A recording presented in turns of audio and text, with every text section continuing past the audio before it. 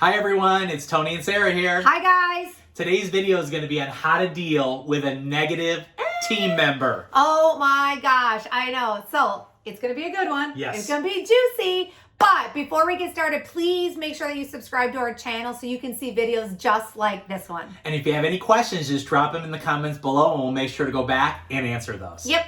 So let's dive right in. Okay. So this is a big deal because like me in the past, I didn't like confrontation. I didn't like to address negative problems. I would find myself running away from those negative problems. Exactly. Those negative team members, the negativity that was building up and building up and building up. And you know what I thought? It would just all go away. Yeah, you like brush it under the rug and you're like, if I don't talk about it, it just like disappears. Right? Anybody guilty of that? Well, guess what? It doesn't disappear. No, you know what I figured out really quick is it got bigger and bigger and bigger and bigger, and then it started affecting more people. It's like that little fire that's just like starting, and then all of a sudden you turn around and you're like, holy crap, like I got a bonfire in my house. Like what is happening, right? I know, and that was what I had to figure out really quick in business because problems and negativity happen all the time. It is. It's part of what we do. It's part of our world, and I don't think it's ever going to change. But I think the first thing you need to do is you need to have the conversation right away with that person. It needs to be addressed. It needs to be brought up. It needs to be worked through.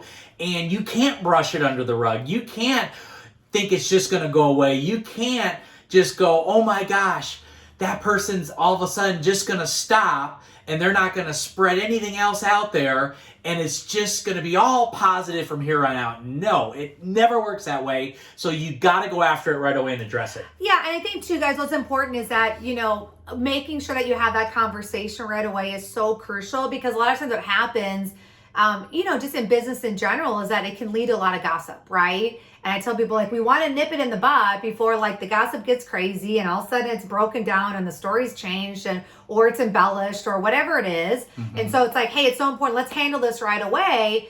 And I think what's important too, guys, is when you do handle it right away, oh my gosh, like there is just so much, gosh, what's the word I'm looking for? Respect for you because they're like, oh wow, like these guys, like they handled it right away. Right. And I think that's so important. But also too, with the conversation, it's important that when we go into that conversation, making sure we check our motive.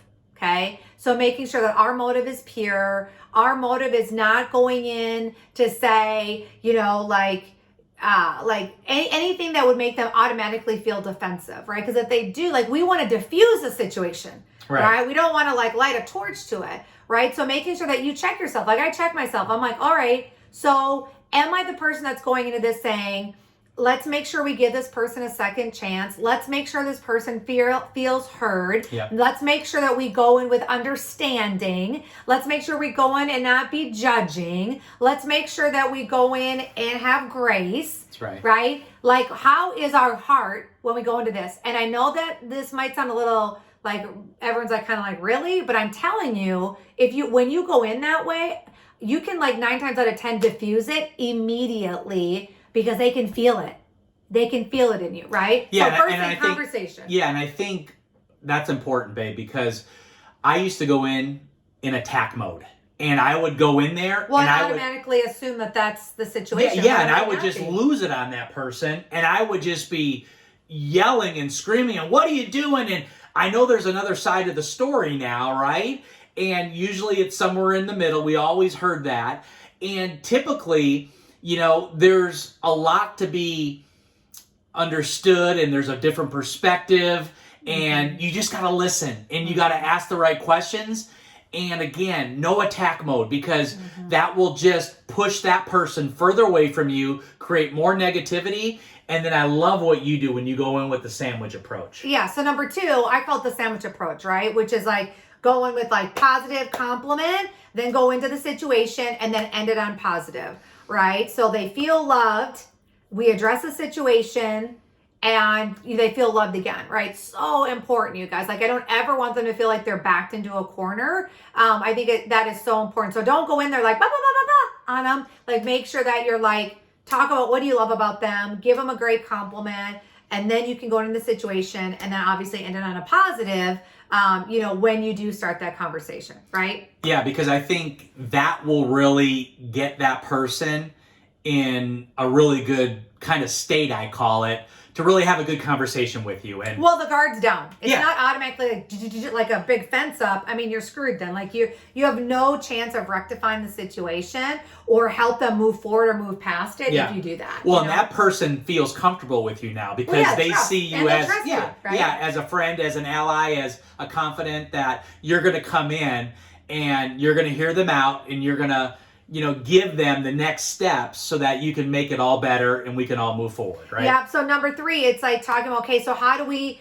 create positive behavior out of this, right? And so again, I'm all about just the open communication, Right. where I'm like, hey, like if it number 1, if it is a negative situation, I'm like, hey, how do you think we can, like, what can we do to work past this, right? And I make them use the tools basically, where it's like, all right, so what do you think we should do? Right? I don't go in there and go, hey, we need to do this, this, and this.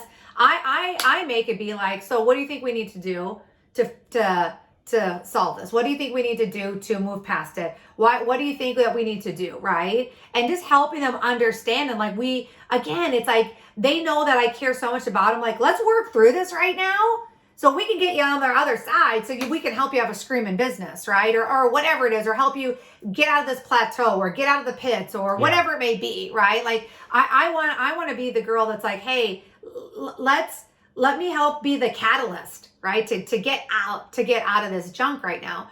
But also too, like if it is a situation where it is gossip or whatever, when I do address this with them, guys, I'm like, hey, listen, like if I have people that come to me that are being negative about a certain person or a situation or whatever it is, my first thing is I always say is, I'm like, hey, Tony, are you coming to me because you're looking for a solution?